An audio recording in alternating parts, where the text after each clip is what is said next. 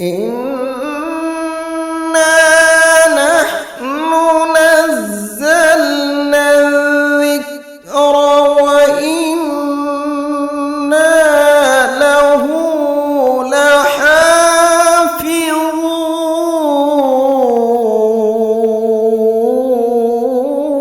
السلام علیکم ورحمۃ اللہ وبرکاتہ، نحمده ونصلی علی رسولہ الکریم، اما بعد فاعوذ باللہ من الشیطان الرجیم، بسم اللہ الرحمن الرحیم، رب اشرح لی صدری ویسر لی امری واحلل عقدۃ من لسانی یفقہوا قولی۔ آج سے ہم اپنے پروگرام قرآن کے موتی کا آغاز کر رہے ہیں اللہ کے نام سے۔ مومن اپنے ہر کام کا آغاز بسم اللہ سے کرتا ہے، اللہ کے نام سے کرتا ہے، کیونکہ اللہ ہی نے ہمیں پیدا کیا ہے، اللہ ہی ہمیں رزق دے رہا ہے، اللہ ہی کی طرف ہمیں لوٹ کر جانا ہے۔ لہٰذا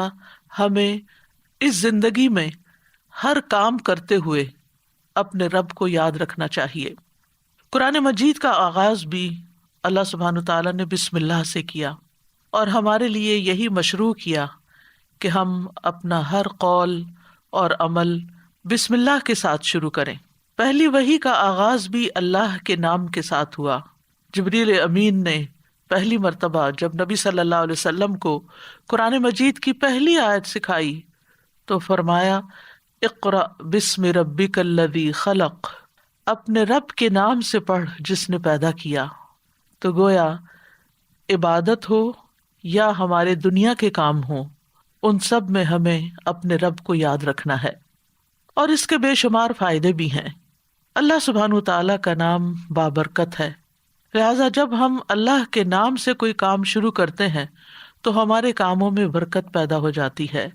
قرآن مجید میں آتا ہے تبارک اسم ربک ذو الجلال والاکرام، بہت بابرکت ہے تیرے رب کا نام جو بہت عظمت والا، اکرام والا ہے۔ جب ہم عبادت کرتے ہیں تو کہتے ہیں ایاک نعبد و ایاک نستعین، صرف تیری ہی ہم عبادت کرتے ہیں اور تجھی سے ہم مدد چاہتے ہیں، کیونکہ ہم کمزور ہیں، ہم اللہ کی عبادت کا حق ادا نہیں کر سکتے۔ اس لیے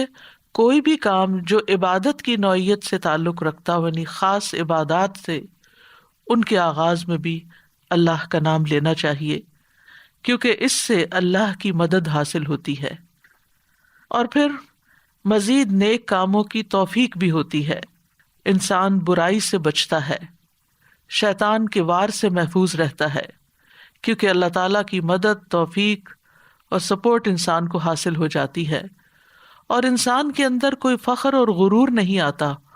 وہ یہی سمجھتا ہے کہ جو بھی نیک کام میں کر رہا ہوں وہ اللہ کی مدد سے، اللہ کی توفیق سے ہی کر رہا ہوں، اس میں میرا اپنا کوئی کمال نہیں۔ وما توفیقی الا باللہ، نہیں مجھے توفیق مگر اللہ کے نام کے ساتھ ہی۔ پھر اسی طرح جب انسان بسم اللہ سے کام کا آغاز کرتا ہے تو انسان کو اخلاص نصیب ہوتا ہے، کیونکہ جب اللہ کا نام لیا تو اللہ کے نام کے ساتھ اللہ ہی کے لیے کام کرنا چاہیے، جو بھی کچھ ہم کریں۔ اور پھر اگر وہ کام صحیح ہے، عبادت کا ہے یا دنیاوی امور سے متعلق ہے، تو پھر ہماری نیت اور ہمارا قبلہ درست ہو جاتا ہے، انسان کو اخلاص نصیب ہو جاتا ہے۔ پھر اسی طرح یہ ہے کہ انسان جب اللہ کے نام کے ساتھ کوئی کام کرتا ہے تو اللہ کی نعمتوں کی یاد دہانی بھی ہوتی ہے۔ مثال کے طور پر اگر آپ پانی پی رہے ہیں تو جب آپ پانی پینے لگتے ہیں تو بسم اللہ کہتے ہیں، اور جب بسم اللہ کہتے ہیں تو آپ کو اللہ کی یاد آ جاتی ہے، اور پھر ساتھ ہی وہ نعمت جو آپ استعمال کر رہے ہیں اس کے بارے میں غور و فکر بھی نصیب ہوتا ہے کہ یہ اللہ نے پانی پلایا ہے، اور پھر انسان کا غور و فکر اسے کہیں سے کہیں لے جاتا ہے، اس کے اندر ایک وسعت پیدا ہوتی ہے، وہ سوچتا ہے کہ یہ پانی میرے گلاس میں کہاں سے پہنچا، کس نے اتارا۔ تو ظاہر ہے کہ پانی کا پیدا کرنے والا بھی اللہ ہے، اور تمام چیزوں کو اللہ سبحانہ تعالیٰ نے پانی سے پیدا کیا۔ ہم تک جو پانی پہنچتا ہے کچھ تو زمینی ذرائع سے اور بیسیکلی بارش کے ذریعے آتا ہے، بارش کیسے آتی ہے؟ سمندروں کا پانی بخارات کی شکل میں اوپر اٹھتا ہے اور پھر بادلوں کی شکل میں جہاں اللہ چاہتا ہے برساتا ہے۔ جب بادل برستے ہیں یا برف پڑتی ہے تو پہاڑوں کی چوٹیوں پر اور مختلف جگہوں پر یا تو پانی جم جاتا ہے یا پھر ندی نالوں کی شکل میں، دریاؤں کی شکل میں بہنے لگتا ہے، اور کچھ پانی رس کر زمین کے اندر چلا جاتا ہے، چشموں کی شکل اختیار کر لیتا ہے، اور پھر مختلف ذرائع سے ہوتے ہوتے وہ ہم تک پہنچتا ہے جسے ہم پیتے ہیں، اور جب پیتے ہیں تو پھر اللہ کا شکر ادا کرتے ہیں اور آخر میں الحمدللہ کہتے ہیں۔ لیکن اگر اتنے اہتمام کے ساتھ جو پانی میرے گلاس میں پہنچا اس کو میں نے اللہ کو یاد کیے بغیر، نعمت دینے والے کا نام لیے بغیر ہی پی لیا، تو اس سے بڑھ کر ناشکری کیا ہو سکتی ہے۔ پھر اسی طرح اگر انسان کھانا کھاتا ہے اور اللہ کا نام لیتا ہے تو وہ ضرور سوچتا ہے کہ کیا جو کچھ میں کھا رہا ہوں یہ اللہ کی مرضی کے مطابق بھی ہے یا نہیں، حلال ہے یا حرام ہے، اور پھر کس طریقے سے میں اس کو کھا رہا ہوں اور کس طریقے سے یہ مجھ تک پہنچا ہے، ان ساری چیزوں پر بھی غور و فکر ہونے لگتا ہے۔ تو گویا بسم اللہ پڑھنا بار بار انسان کو اللہ کی یاد دلاتا ہے، اور اس طرح انسان اللہ کی اطاعت کی طرف مائل ہوتا ہے، اللہ کی دی ہوئی نعمتوں کو اللہ کی رضا میں استعمال کرتا ہے، اور اللہ کو یاد کرتے ہوئے اللہ کا قرب حاصل کر لیتا ہے۔ یعنی جب ہر کام کے شروع میں جب ہم اٹھتے بیٹھتے چلتے پھرتے ہم اللہ کا نام لیتے ہیں تو اس طرح ہمیں اللہ سبحانہ وتعالیٰ کا قرب نصیب ہوتا ہے، اور ہمارے دنیا کے کام بھی عبادت بن جاتے ہیں، کیونکہ وہ اللہ کی مرضی کے مطابق اللہ کی رضا کے لیے ہوتے ہیں۔ اور اس طرح دنیا میں بھی کاموں کے اندر برکت پیدا ہوتی ہے، سہولت پیدا ہوتی ہے، اللہ کی مدد شامل حال ہوتی ہے، اور آخرت میں بھی یہ عمل فائدہ دیتا ہے، اور انسان کے اندر کوئی تکبر و غرور پیدا نہیں ہوتا۔ وہ سوچتا ہے کہ جو کچھ مجھے ملا ہے یہ اللہ کا فضل ہے۔ پھر ہم دیکھتے ہیں کہ انبیاء کا طریقہ بھی یہی رہا ہے۔ نوح علیہ السلام کے بارے میں آتا ہے کہ جب وہ کشتی پر سوار ہوئے تو انہوں نے دعا پڑھی، اس کا آغاز بھی بسم اللہ سے کیا، بسم اللہ مجریہا و مرساہا۔ اسی طرح سلیمان علیہ السلام نے ملکہ سبا کو جو خط لکھا اس کے آغاز میں بھی بسم اللہ لکھا۔ پھر اسی طرح ہم دیکھتے ہیں کہ نبی صلی اللہ علیہ وسلم متعدد مقامات پر بسم اللہ کی تعلیم دیتے ہیں، جس کے بارے میں آگے ہم متعدد احادیث میں دیکھیں گے کہ کس طرح آپ صلی اللہ علیہ وسلم کی زندگی کا ایک اہم حصہ تھا بسم اللہ پڑھنا، اور جس کام کا آغاز اچھا ہو جائے اس کا انجام بھی اچھا ہوتا ہے۔ قرآن مجید کا آغاز بھی بسم اللہ کے ساتھ ہو رہا ہے، اور بسم اللہ قرآن مجید کی ایک مستقل آیت ہے، یعنی یہ کہ سورۃ الفاتحہ یہ کسی اور سورت میں داخل نہیں ہے، ہر سورت کے شروع میں اسے الگ آیت کے طور پر لکھا گیا ہے۔ اور اس میں ہم دیکھتے ہیں کہ سورۃ التوبہ جو ہے اس سے پہلے بسم اللہ نہیں ہے، کیونکہ بسم اللہ سے امان حاصل ہوتی ہے، اور سورۃ التوبہ کے شروع میں مشرکین کو امان سے نکالا جا رہا ہے، بری ذمہ کیا جا رہا ہے۔ تو بہرحال آغاز ہوتا ہے قرآن مجید کا بسم اللہ الرحمن الرحیم کے ساتھ، یعنی میں اللہ کی مدد طلب کرتے ہوئے اپنی قرأت کو اللہ کے نام سے شروع کرتا ہوں۔ اور پھر اس میں اللہ سبحانہ وتعالیٰ کے نام اللہ کے علاوہ دو صفات کا ذکر ہے، الرحمن ایسی ذات جس کی رحمت تمام مخلوق پر چھائی ہوئی ہے، اور الرحیم ایسی ذات جو مومنوں پر آخرت میں بھی رحم فرمائے گی۔ جہاں تک لفظ اللہ کا تعلق ہے تو اس کو اسم الجلالہ بھی کہتے ہیں۔ اللہ کی اصل الالہ ہے، اور لغت عرب میں الہ 4 معنوں پر بولا گیا ہے۔ نمبر 1 المعبود، جس کی عبادت کی جائے۔ نمبر 2 الملجأ، جس کی پناہ لی جائے۔ نمبر 3 المفزوع الیہ، گھبراہٹ میں جس سے مدد حاصل کی جائے۔ نمبر 4 المحبوب، وہ محبوب جس کے ساتھ عظیم محبت ہو اور اس کے بارے میں عقلیں حیران ہو جائیں۔ تو اللہ کا لفظ اللہ سبحانہ وتعالیٰ کا اسم ذات ہے، یعنی ذاتی نام ہے،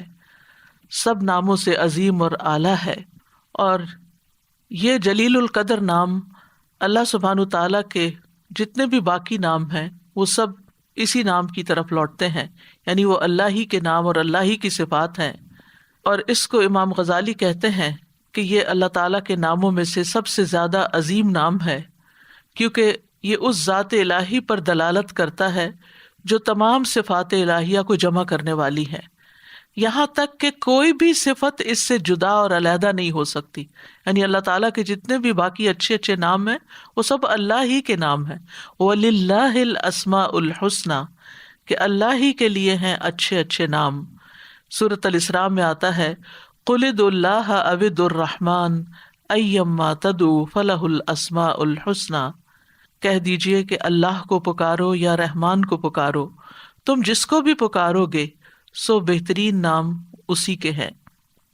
اسی طرح سورۃ الحشر میں آتا ہے هو اللہ الخالق البارئ المصور لہ الاسماء الحسنى، وہ اللہ ہی ہے جو خاکہ بنانے والا ہے، گھڑنے ڈھالنے والا ہے، صورت بنا دینے والا ہے، سب اچھے اچھے نام اسی کے ہیں۔ اسی کی تسبیح کر رہی ہے ہر وہ چیز جو آسمانوں اور زمین میں ہے، وہی سب پر غالب کمال حکمت والا ہے۔ تو اس لیے بہت ضروری ہے کہ جب ہم بسم اللہ مختلف مقامات پر کہتے ہیں تو ہمیں اللہ کی پہچان بھی ہونی چاہیے۔ اللہ سبحانہ تعالیٰ کو پہچاننا بھی ضروری ہے، اور اس کی پہچان اس کی نشانیوں کے ساتھ بھی ہوتی ہے جو کائنات میں پھیلی ہوئی ہیں، اس کی پہچان اس کی کتاب کے ذریعے بھی ہوتی ہے، اور اس کی پہچان نبی صلی اللہ علیہ وسلم نے بھی کروائی ہے۔ لہٰذا اگر ہم اللہ تعالیٰ کو پہچانیں گے تو ہم صحیح طور پر پورے شعور کے ساتھ بسم اللہ ادا کریں گے۔ بلحجیم قبیلے کے ایک آدمی سے روایت ہے، وہ کہتے ہیں کہ میں نے پوچھا اللہ کے رسول آپ کن چیزوں کی دعوت دیتے ہیں؟ نبی صلی اللہ علیہ وسلم نے فرمایا میں اس اللہ کی طرف دعوت دیتا ہوں جو یکتا ہے۔ قال ادعو الی اللہ وحدہ، کون ہے اللہ؟ وہ اللہ کہ جب تم پر کوئی مصیبت آتی ہے اور تم اسے پکارتے ہو تو وہ تمہاری مصیبت دور کر دیتا ہے، اور جب تم کسی بیابان اور جنگل میں راستہ بھول جاؤ اور اس سے دعا کرو تو وہ تمہیں واپس پہنچا دیتا ہے، جب تم قحط سالی میں مبتلا ہوتے ہو اور اس سے دعا کرتے ہو تو وہ پیداوار ظاہر کر دیتا ہے، یعنی تمہارے سب کام وہی بناتا ہے۔ لیکن یہاں خاص طور پر اس آیت کے اندر یعنی بسم اللہ الرحمن الرحیم کے اندر اللہ سبحانہ تعالیٰ نے اپنا جو تعارف کرایا ہے، اپنی جو پہچان کرائی ہے، وہ اپنی صفت رحمت کے ساتھ کروائی ہے کہ کون ہے اللہ؟ وہ جو بے حد مہربان، بہت ہی زیادہ مہربان۔ الرحمن فعلان کے وزن پر مبالغے کا صیغہ ہے کہ جو بہت ہی زیادہ، یعنی انسان کی عقل اس کو کمپریہینڈ کر ہی نہیں سکتی کہ وہ کتنا مہربان ہے۔ اور پھر مزید اسی صفت سے، صفت رحمت ہی سے الرحیم کا لفظ آیا کہ جو بار بار رحم کرنے والا ہے۔ لہٰذا اللہ سبحانہ تعالی وہی ہے جو اپنی رحمتیں نچھاور کرتا ہے، اور رحمت کا مطلب ہے نرمی اور شفقت کرنے والا۔ گویا اللہ سبحانہ تعالیٰ کی صفات میں اللہ تعالیٰ کے اپنے بندوں کے ساتھ، اپنی مخلوق کے ساتھ معاملہ کرنے میں نرمی اور شفقت ہے۔ اور رحمان اور رحیم دونوں صفات اللہ ہی کی ہیں، دونوں نام اللہ ہی کے ہیں، لیکن دونوں میں تھوڑا فرق ہے۔ رحمان ایسی رحمت والا جس کی رحمت دنیا کی تمام مخلوقات کو اور آخرت میں مومنوں کو بھی شامل ہے، یعنی یہ رحمت عام ہے۔ اور اسی نام سے اللہ سبحانہ تعالیٰ نے اپنے آپ کی پہچان کروائی کہ الرحمن علی العرش استویٰ، وہ بے حد رحم فرمانے والا عرش پر بلند ہوا۔ اور رحیم سے مراد ایسی رحمت والا کہ جو قیامت کے دن صرف مومنوں کے لیے ہوگی۔ اور ہم جانتے ہیں کہ اللہ سبحانہ تعالیٰ کی رحمت کے 100 حصے ہیں، جس میں سے صرف ایک حصہ دنیا میں اتارا ہے،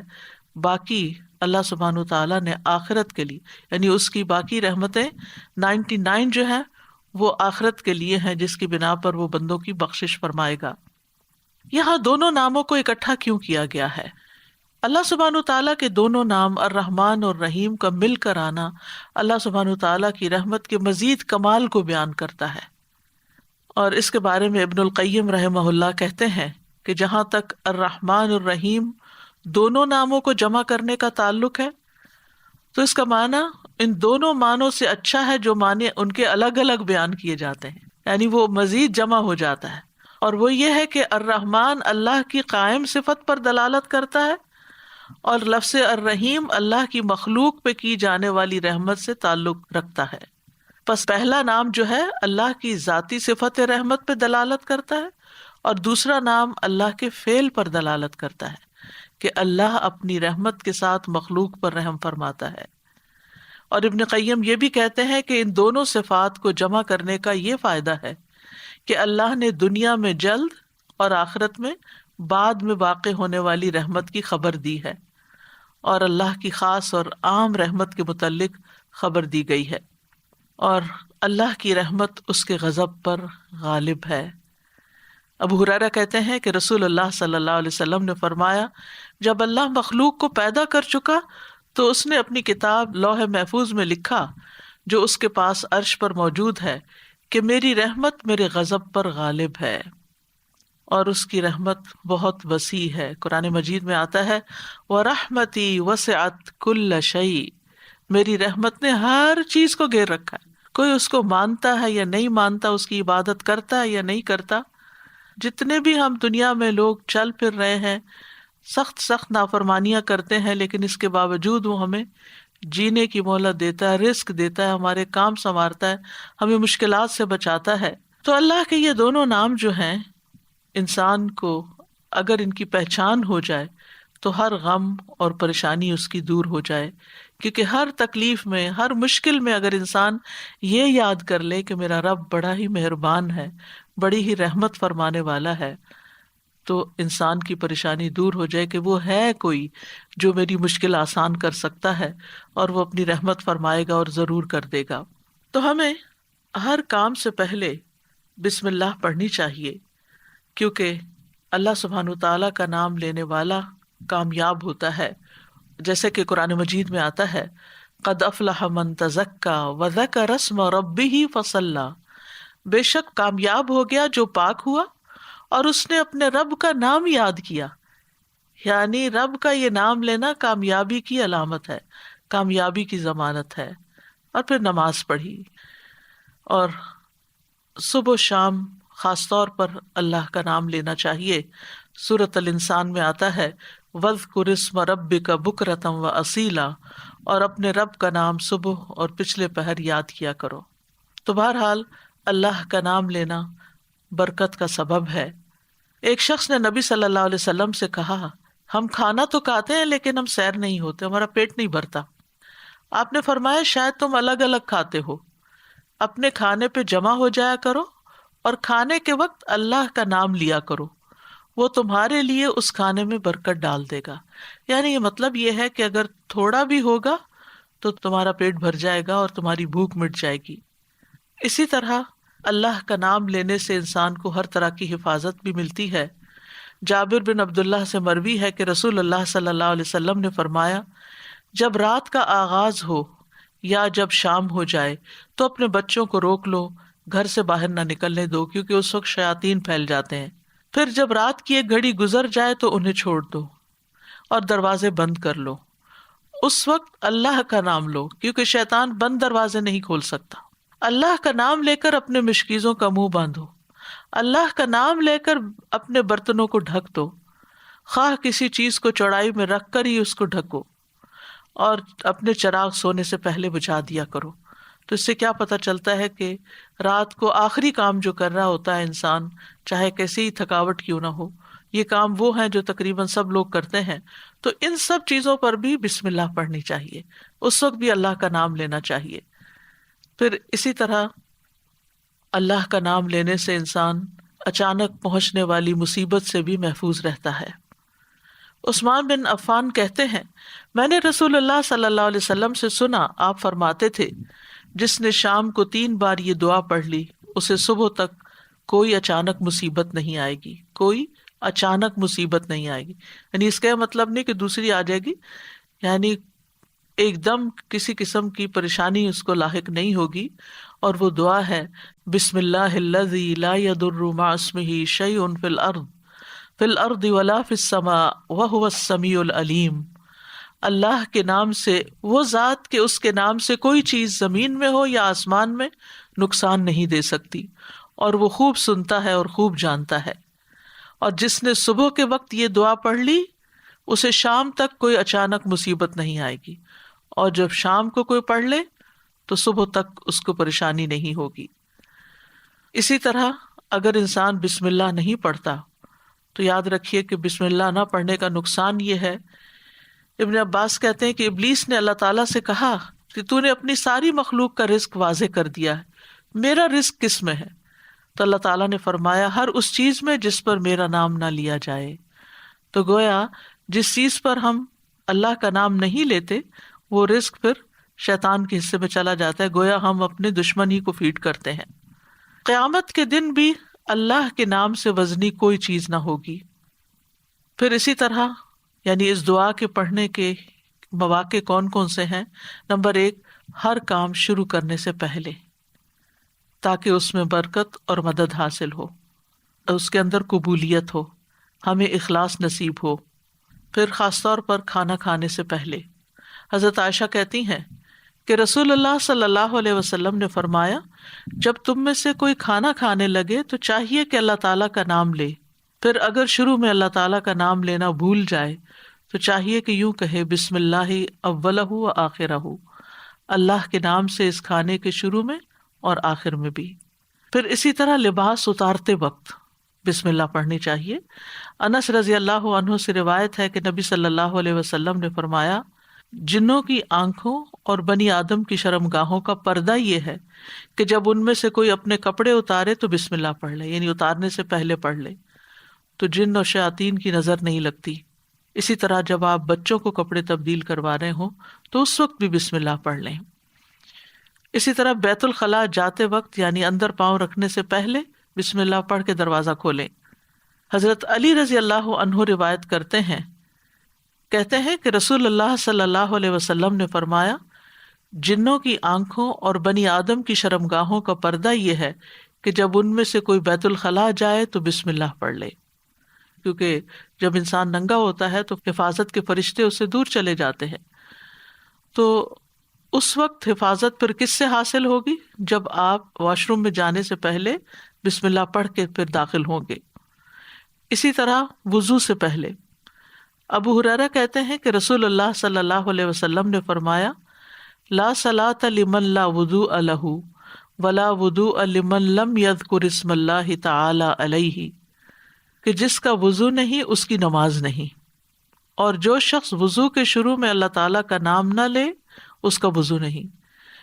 اب یہاں پر بعض لوگوں کو یہ پریشانی ہوتی ہے کہ ہم واش روم میں کھڑے ہوتے ہیں، وہیں سنک ہے، وہیں کموڈ ہے، تو پھر ہم بسم اللہ کس طرح پڑھیں؟ اس کے ایک تو یہ ہے کہ جب آپ وضو کی نیت سے جا رہے ہیں تو اندر داخل ہونے سے پہلے ہی پڑھ لیں اور جا کے ٹیپ کھول لیں اور اپنا وضو شروع کر دیں۔ دوسرا یہ ہے کہ آپ دل میں پڑھ لیں، لیکن اگر کوئی بھول گیا ہے تو جس وقت یاد آئے یعنی وضو کے دوران اس وقت بھی پڑھ سکتا ہے۔ پھر اسی طرح پڑھنا ہی بھول گیا تو اس کا کیا مطلب وضو ہوا ہی نہیں سرے سے، یا پھر یہ کہ اس کی اگر وضو نہیں ہوا تو کیا نماز ہی نہیں ہوئی؟ نہیں، اس کا مطلب یہ ہے کہ اس کا وضو کامل نہیں ہوا۔ یہاں علماء نے اس کا مطلب یہ کیا ہے کہ اس کے وضو میں نقص رہ گیا، وضو ہو جائے گا، نماز ہو جائے گی،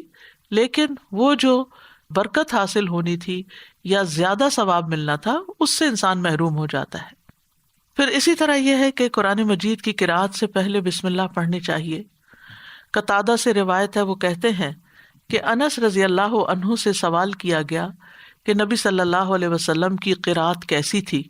تو انہوں نے بیان کیا کہ آپ صلی اللہ علیہ وسلم کھینچ کر پڑھتے تھے، پھر آپ نے بسم اللہ الرحمن الرحیم کو پڑھا، یعنی بسم اللہ الرحمن الرحیم، یعنی مد کے ساتھ پڑھتے تھے، الرحمن کو الرحیم کو بھی کھینچ کر تلاوت کرتے تھے۔ پھر اسی طرح کھانا کھانے سے پہلے بھی عمر بن ابی سلمہ رضی اللہ عنہ کہتے ہیں میں بچہ تھا اور رسول اللہ صلی اللہ علیہ وسلم کی پرورش میں تھا۔ عمر بن ابی سلمہ جو ہیں یہ ابو سلمہ رضی اللہ عنہ کے بیٹے ہیں، ام سلمہ کے بھی بیٹے ہیں۔ ام سلمہ کی جب شادی ہوئی تو یہ نبی صلی اللہ علیہ وسلم کے گھر میں بچے آ گئے، یعنی آپ کے ربیب تھے، اور آپ کی پرورش میں تھے۔ تو وہ کہتے ہیں کہ کھانا کھاتے وقت میرا ہاتھ برتن میں چاروں طرف گھوما کرتا ہے، جیسے بچے عام طور پر کرتے ہیں۔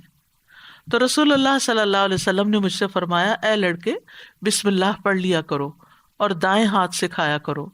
اور برتن میں وہاں سے کھایا کرو جو جگہ تم سے نزدیک ہو، یعنی اپنے سامنے سے کھاؤ۔ وہ کہتے ہیں کہ چنانچہ اس کے بعد میں ہمیشہ اسی ہدایت کے مطابق کھاتا رہا۔ تو یہ ٹیبل مینرز ہیں، کھانا کھانے کے آداب ہیں، اور اس میں نہ صرف یہ کہ بڑوں کو اس کا اہتمام کرنا چاہیے بلکہ بچوں کو بھی سکھانا چاہیے۔ پھر اسی طرح گھر میں داخل ہوتے وقت بسم اللہ پڑھ کر داخل ہوں۔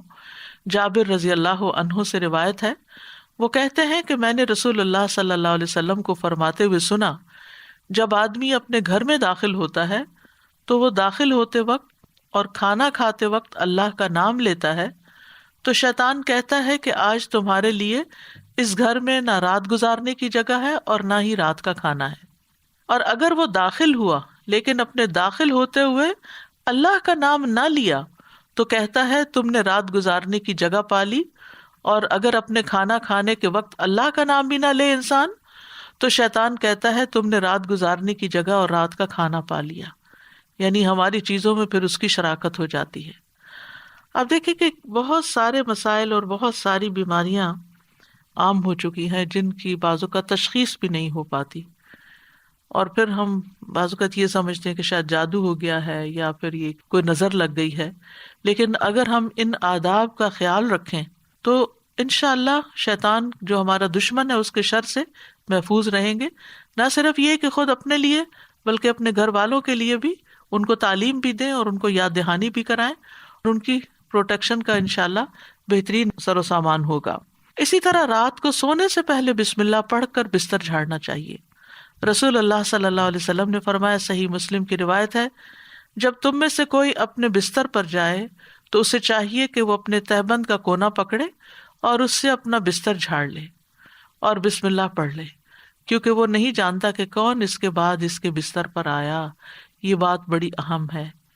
کہ وہ نہیں جانتا۔ تو اس سے یعنی کہ صرف انسان نہیں بلکہ جن ملکوں کے اندر بچھو، کیڑے مکوڑے عام گھومتے پھرتے ہیں،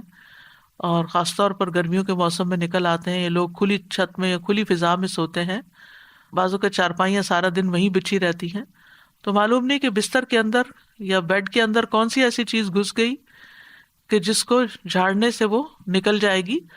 دوسرا یہ کہ بعض اوقات یہ جو ہمارے سارا دن بنے ہوئے بستر رہتے ہیں، تو اس کے بارے میں علماء کہتے ہیں کہ بعض اوقات جنات بھی ان پہ آ کر لیٹ جاتے ہیں، تو کئی لوگوں کو بری بری خوابیں آتی ہیں، رات کو ان کی نیند ڈسٹرب رہتی ہے۔ لیکن اگر آپ یہ مسنون عمل کریں تو ایسی چیزوں میں کمی واقع ہو جاتی ہے۔ تو یہاں پر نبی صلی اللہ علیہ وسلم نے تہبند کا کونا فرمایا، آپ کوئی بھی کپڑا لے سکتے ہیں، کوئی ٹاول لے سکتے ہیں، اپنا دوپٹے کا ہی کونا پکڑ کے ایک اس سے جھاڑ دیں۔ اور یہ بھی کہا جاتا ہے کہ ہم جب ایک رات سوتے ہیں تو وہ ڈیڈ سیل جو ہوتے ہیں وہ بستر پر ہی رہ جاتے ہیں، اور وہ بھی کئی بیماریوں کا باعث بنتے ہیں جب وہ بستر پر ہی لگے رہتے ہیں اور ان کو جھاڑا نہیں جاتا۔ تو بہرحال گرد و غبار ہو یا ڈیڈ سیلز ہوں یا کیڑے مکوڑے ہوں یا کچھ بھی نہ ہو، تب بھی نبی صلی اللہ علیہ وسلم نے جو طریقہ سکھایا ہے اس پر عمل کرنا چاہیے۔ اسی طرح جب آپ صلی اللہ علیہ وسلم اپنے بستر پر تشریف لے جاتے تو فرماتے، اللہم بسمک احیا و اموت، یعنی اس وقت بھی بسم اللہ پڑھتے، اے اللہ تیرے نام کے ساتھ میں زندہ ہوتا ہوں اور تیرے نام کے ساتھ میں مرتا ہوں۔ اسی طرح سوار ہوتے وقت بھی بسم اللہ پڑھنا چاہیے۔ ابو لاس الخزائی رضی اللہ عنہ سے مروی ہے، کہتے ہیں کہ رسول اللہ صلی اللہ علیہ وسلم نے ہمیں حج کے لیے صدقہ کے اونٹوں میں سے ایک کمزور اونٹ پہ سوار کیا، تو ہم نے عرض کیا، یا رسول اللہ، ہمیں لگتا ہے یہ اپنی کمزوری کے سبب ہمارا بوجھ نہیں اٹھا سکے گا۔ تو آپ صلی اللہ علیہ وسلم نے فرمایا، ہر اونٹ کی کوہان پر ایک شیطان ہوتا ہے، جب تم اس پر سوار ہونے لگو تو اللہ کا نام لے کر سوار ہو جیسا کہ تمہیں حکم دیا گیا، پھر اسے اپنے قابو میں کر لو، اللہ اسے سواری کے قابل کر دے گا۔ اور آج کے دور میں بہت سے لوگ اونٹوں پہ سوار ہوتے ہیں، گھوڑوں پہ سوار ہوتے ہیں، اور گاڑیاں تو خیر عام ہیں، تو اس کا یہ مطلب نہیں کہ صرف جب اونٹ پر ہی سوار ہوں تو بسم اللہ پڑھیں۔ گاڑی پر سوار ہوتے ہوئے، دروازہ کھولتے ہوئے، سیٹ پہ بیٹھتے ہوئے، گاڑی سٹارٹ کرتے ہوئے اگر سوچے کہ بسم اللہ کہنے میں وقت کتنا لگتا ہے، 2 لفظ ہی تو کہنے ہوتے ہیں، لیکن اللہ کی مدد شامل حال ہو جاتی۔ انسان نقصان سے بچ جاتا ہے، وہ سفر محفوظ ہو جاتا ہے۔ اسی طرح تکلیف کے وقت بھی بسم اللہ کہنا چاہیے۔ جابر رضی اللہ عنہ کہتے ہیں جب غزوہ احد میں طلحہ رضی اللہ عنہ کی انگلی کٹ گئی تو انہوں نے کہا، یعنی سی جیسے ہم تکلیف یا درد کے وقت کرتے ہیں، تو رسول اللہ صلی اللہ علیہ وسلم نے فرمایا اگر تم بسم اللہ کہتے تو فرشتے تمہیں اٹھا لیتے، اس حال میں کہ لوگ تمہیں دیکھ رہے ہوتے۔ اسی طرح اگر کسی جگہ پر درد ہو رہی ہو تو بسم اللہ سے اللہ کا نام لے کر دم کرنا چاہیے۔ صحیح مسلم میں آتا ہے، عثمان بن ابو العاص ثقفی رضی اللہ عنہ سے روایت ہے کہ انہوں نے رسول اللہ صلی اللہ علیہ وسلم سے درد کی شکایت کی جسے وہ اپنے جسم میں محسوس کیا کرتے تھے جب سے وہ مسلمان ہوئے۔ تو رسول اللہ صلی اللہ علیہ وسلم نے ان سے فرمایا، اپنا ہاتھ اس جگہ رکھو جہاں تم اپنے جسم سے درد محسوس کرتے ہو اور 3 بار بسم اللہ کہو۔ یہاں اس حدیث سے یہ پتہ چلتا ہے کہ جہاں شدت زیادہ ہو تکلیف وغیرہ کی وہاں بسم اللہ کو ریپیٹ بھی کیا جا سکتا ہے۔ 3 مرتبہ بسم اللہ کہو اور 7 مرتبہ یہ پڑھو، اعوذ باللہ وقدرتہ من شر ما اجد واحاذر، میں اللہ کی ذات اور اس کی قدرت سے ہر اس چیز سے پناہ مانگتا ہوں جسے میں محسوس کرتا ہوں اور جس سے میں خوف کرتا ہوں۔ تو آپ خود بھی اور بچوں کو بھی یہ دعا سکھا دیں، کہیں چوٹ لگ جائے، کہیں درد ہو رہا ہو، اور بعض اوقات ایسے لا علاج مرض ہوتے ہیں کہ تکلیف ہوتی ہے لیکن ڈائگنوز نہیں ہوتی، تو اللہ کے نام سے انسان مدد حاصل کرتا رہے اللہ کی، تو ایسی تکلیفیں دور ہو جاتی ہیں۔ اور پورے یقین کے ساتھ یہ کرنا چاہیے، اور وہ تمام چیزیں جو نبی صلی اللہ علیہ وسلم نے سکھائیں وہ سنت زندہ بھی کرنی چاہیے، اور یہ یقین رکھتے ہوئے کہ یہ سب کچھ وحی کے ذریعے آپ کو بتایا گیا تھا، یعنی آپ نے اپنی خواہش نفس سے یہ باتیں نہیں سکھائیں یا کوئی تیر تکے سے نہیں بتائیں، بلکہ آپ کو سکھائی گئی تھی۔ اسی طرح ہم دیکھتے ہیں کہ جب آپ بیمار ہوئے تو جبریل علیہ السلام آپ کی خدمت میں تشریف لائے اور فرمایا، اے محمد آپ بیمار ہو گئے ہیں؟ آپ صلی اللہ علیہ وسلم نے فرمایا ہاں۔ جبریل علیہ السلام نے فرمایا، بسم اللہ ارقیک من کل شیء یؤذیک من شر کل نفس او عین او حاسد اللہ یشفیک بسم اللہ ارقیک، اور یوں بھی روایت میں آتا ہے او عین حاسد اللہ یشفیک بسم اللہ ارقیک، میں آپ کو اللہ کے نام سے دم کرتا ہوں، آپ کو تکلیف دینے والی ہر چیز سے، ہر جان یا ہر آنکھ یا حاسد کے شر سے اللہ آپ کو شفا دے، میں آپ کو اللہ کے نام سے دم کرتا ہوں۔ تو اس میں آپ دیکھیے کہ ہر تکلیف دینے والی چیز سے، بعض اوقات انسان کھانا ہی ایسا کھا لیتا ہے کہ جس سے بیمار پڑ جاتا ہے، یا کوئی ایسا خواب دیکھ لیتا ہے کہ جس کو پریشان کرتا ہے، اسٹریس میں ڈال دیتا ہے اور اس سے انسان بیمار ہو جاتا ہے، یا اسی طرح بعض لوگوں کی نظر لگ جاتی ہے، بعض لوگوں کا حسد ہوتا ہے۔ تو ان سب بیماریوں کو جو ہم جانتے ہیں اور جن کی روٹ کاز ہمیں معلوم ہی نہیں، ان سب کے لیے بھی بہترین دم ہے جو جبریل علیہ السلام نے خود نبی صلی اللہ علیہ وسلم پر کیا۔ تو اس لیے ان چھوٹی چھوٹی دعاؤں کو ہمیں یاد کر لینا چاہیے۔ اگر یاد کرنے میں مشکل ہوتی ہے، بعض لوگوں کا حافظہ کمزور ہوتا ہے، تو پھر یہ رقیہ آپ لکھ کے بھی اپنے پاس رکھ سکتے ہیں اور اپنے گھر والوں کو، اپنے پیاروں کو خود دم کر سکتے ہیں۔ اسی طرح آپ دیکھیے کہ ہم بستری کے وقت بھی بسم اللہ کا حکم ہے، یعنی اس سے یہ پتہ چلتا ہے کہ چاہے آپ نماز پڑھ رہے ہیں یا قرآن پڑھ رہے ہیں یا پھر عین دنیا کے کوئی کام کر رہے ہیں، تو آپ بسم اللہ سے ان کا آغاز کریں۔ ابن عباس کہتے ہیں، اور وہ اس حدیث کو نبی صلی اللہ علیہ وسلم تک پہنچاتے ہیں کہ آپ نے فرمایا، جب تم میں سے کوئی اپنی بیوی کے پاس آئے تو کہے، بسم اللہ اللہم جنبنا الشیطان وجنب الشیطان ما رزقتنا، اللہ کے نام کے ساتھ، اے اللہ ہمیں شیطان سے بچا اور شیطان کو اس چیز سے دور رکھ جو اس کے نتیجے میں تو ہمیں عطا فرمائے۔ یہ دعا پڑھنے کے بعد میاں بیوی کو جو اولاد ملے گی اسے شیطان نقصان نہیں پہنچا سکتا، یعنی اتنا فائدہ ہے اس دعا کا، یعنی عین اس وقت بھی اللہ کے نام کو، اللہ کی یاد کو نہیں بھولنا چاہیے۔ پھر اسی طرح جانور ذبح کرتے وقت قرآن مجید میں آتا ہے، وَالْبُدْنَ جَعَلْنَاهَا لَكُم مِّن شَعَائِرِ اللَّهِ لَكُمْ فِيهَا خَيْرٌ فَاذْكُرُوا اسْمَ اللَّهِ عَلَيْهَا صَوَافَّ، اور قربانی کے بڑے جانور ہم نے انہیں تمہارے لیے اللہ کی نشانیوں سے بنایا، یعنی اللہ کی نشانیاں ہیں، تمہارے لیے ان میں بڑی خیر ہے، سو ان پر اللہ کا نام لو، اس حال میں کہ گھٹنا بندھے کھڑے ہوں، یعنی اونٹوں پر۔ اور اس کا مطلب ہی نہیں کہ صرف اونٹوں پر، بلکہ آپ صلی اللہ علیہ وسلم نے ایک مرتبہ سینگوں والے مینڈھوں کی قربانی دی، تو آپ اپنے ہاتھ سے انہیں ذبح کر رہے تھے، اور حضرت انس کہتے ہیں کہ میں نے دیکھا آپ نے ان کے رخسار پر قدم رکھا ہوا تھا، آپ نے بسم اللہ پڑھی اور تکبیر کہی، بسم اللہ ہی اللہ اکبر۔ اسی طرح خط کے آغاز میں میت کو دفناتے وقت ابن عمر رضی اللہ عنہ سے مروی ہے کہ نبی صلی اللہ علیہ وسلم جب میت کو قبر میں اتارتے تو فرماتے بسم اللہ و علی سنت رسول اللہ، اللہ کے نام سے اور رسول اللہ صلی اللہ علیہ وسلم کے طریقے پر۔ تو گویا آغاز بھی اللہ کے نام سے اور زندگی کا آخری مرحلہ بھی اللہ کے نام سے۔ تو کرنے کے کام یہ ہیں کہ ہر کام شروع کرنے سے پہلے اللہ کا نام لیں، تاکہ آغاز اچھا ہو تو انجام بھی اچھا ہو۔ شروع میں لینا بھول جائیں تو جب یاد آئے تو بسم اللہ پڑھ لیں۔ مثلاً بعض اوقات ہم بہت مصروف ہوتے ہیں یا بہت شدید بھوک لگی ہوتی ہے، تو ایک دم ہم کھانے پہ جیسے ٹوٹ پڑتے ہیں اور بسم اللہ نہیں پڑھتے، حالانکہ جب کھانا لگ جاتا ہے تو گھر کا بڑا جو ہے وہ کہتا ہے بسم اللہ، یعنی شروع کیجیے۔ تو یہ جو لفظ بسم اللہ ہے، بسم اللہ الرحمن الرحیم، اس میں صرف یعنی کہ یہ جار مجرور ہے، اور اس میں یا تو فعل محذوف ہے یا پھر اسم محذوف ہے۔ محذوف کا مطلب ہے کہ وہ حذف کیا گیا ہے، موجود نہیں۔ کیوں؟ اس لیے کہ وہ انڈرسٹوڈ ہے کہ جب ہم کوئی کام کریں گے تو ہماری نیت میں وہ چیز ہوگی کہ اللہ کے نام سے میں پانی پیتا ہوں، اللہ کے نام سے میں کھانا کھاتا ہوں، اللہ کے نام سے میں سونے لگا ہوں، اللہ کے نام سے میں گھر سے نکلنے لگا ہوں۔ تو ہمیں اپنی ساری زندگی کا جائزہ لینا ہے کہ ہم کہاں کہاں بسم اللہ پڑھتے ہیں۔ آپ دیکھیے کہ اسلامک کلچر میں تو ہر موقع پر، یعنی جب کوئی کام نہیں کہا جاتا، آپ کے بھی دل میں ہوتا ہے دوسرے کے بھی، تو آپ صرف بسم اللہ کہہ کے اس کو سمجھا دیتے۔ مثلا آپ کے گھر کی بیل بجتی، آپ دروازہ کھولتے ہیں، آپ کا کوئی دوست کھڑا ہوتا ہے تو آپ کہتے ہیں بسم اللہ۔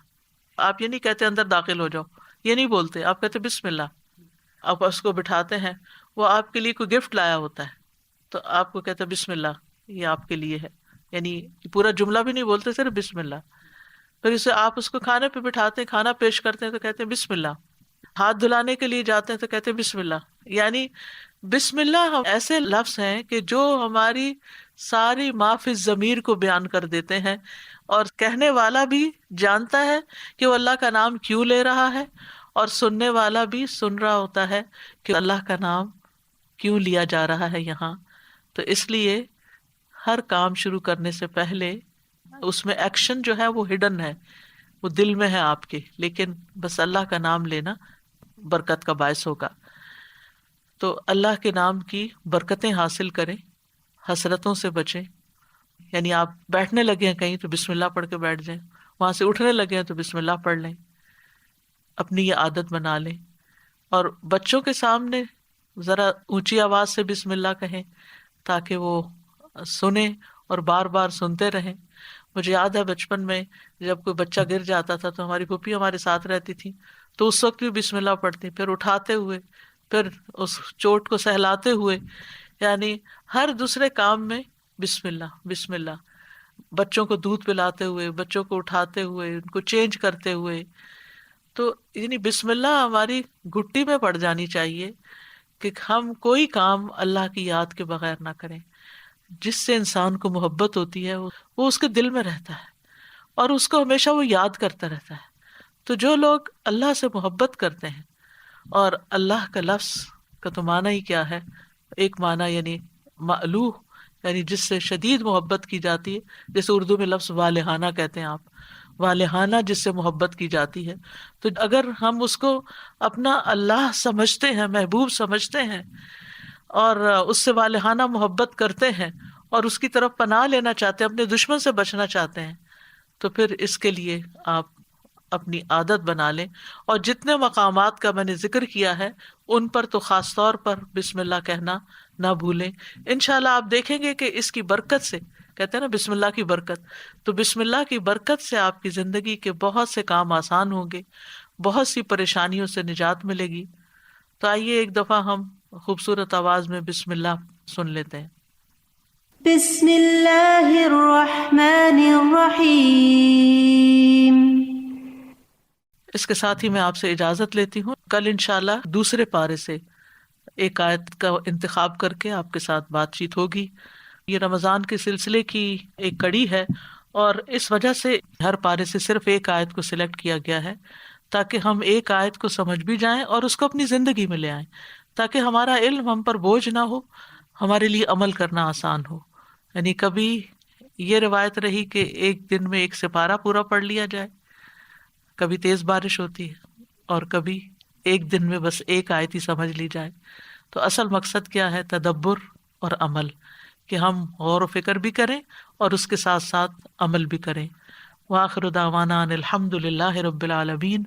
سبحانک اللہم و بحمدک، اشہد ان لا الہ الا انت، استغفرک و اتوب الیک۔ السلام علیکم و رحمۃ اللہ وبرکاتہ۔